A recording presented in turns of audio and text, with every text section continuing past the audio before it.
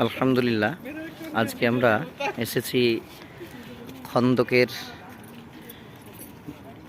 যুদ্ধ যেখানে হয়েছিল সেই প্রান্তরে, যেখানে খন্দক কাটা হয়েছিল। আমরা জানি এখানে সাবে মাসানি আছে, 7টি মসজিদ রয়েছে। এটা মসজিদে ফাতা।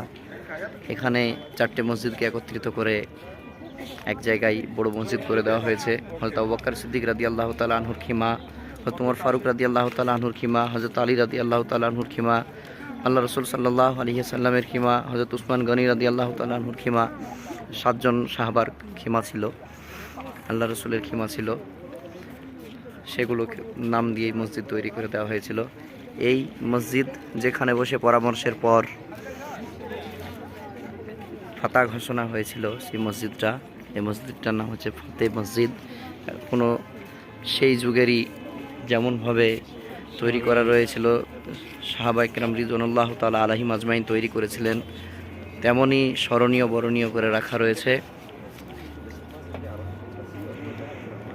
এটাই হচ্ছে সেই জায়গা।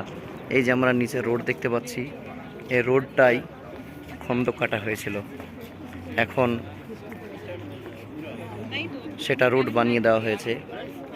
কতটা কষ্ট করে কেটেছিলেন এই পাহাড়কে যদি আমরা দেখি তাহলে জানতে পারবো যে উপরে এত বড় পাহাড়, তার নিচে এখানে গর্ত করে খন্দক কেটেছিলেন বা গাঢ়া কেটেছিলেন।